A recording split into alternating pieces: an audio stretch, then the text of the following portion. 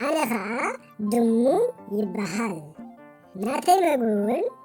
لك كما دك سبات إيو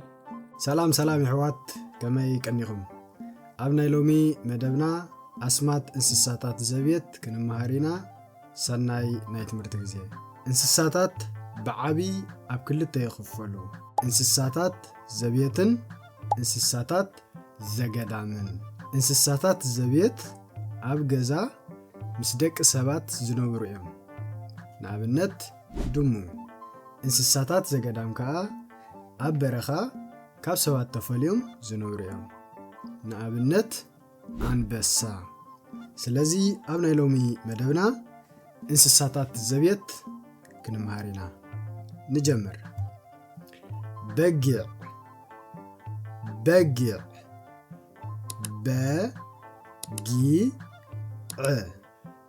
በጊዕ አነ በጊዕ ይበሃል አነ ሰዓሪ ይምገብ ጤል ጤል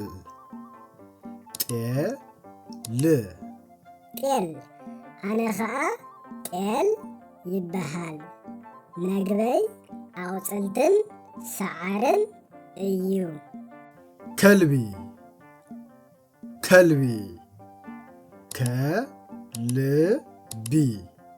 ኣነ ከልቢ ይበሃል ነግበይ ልክዕ ከም ናይ ደቂ ሰባት እዩ ድሙ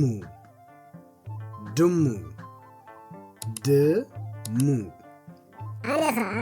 ድሙ ይበሃል ናተይ መግቡን ልክዕ ከም ናይ ደቂ ሰባት እዩ ላም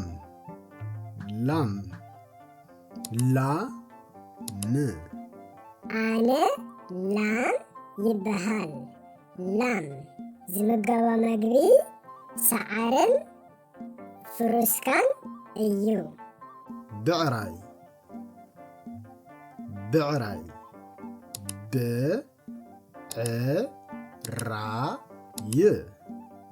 ኣነ ከዓ ብዕራይ ይበሃል መግበይ ከዓ ልክዕ ከም ናይ ላም ሰዓርን ፍሩስካን እዩ ደርሆ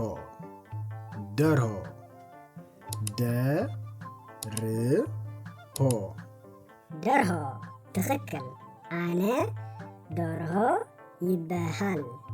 መግበይ ከዓ እኽሊ እዩ ይኹን እምበር ካልእ ብዙሕ እውን ይበልዕ እየ ንኣብነት ለመምታን ሓሳኹን ፈረስ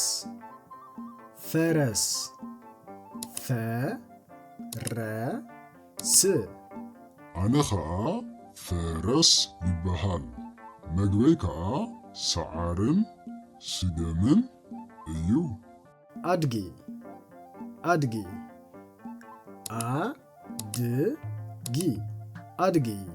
ኣነ ኣድጊ ይበሃል ሰዓሪ ከዓ ይምገብ ገመል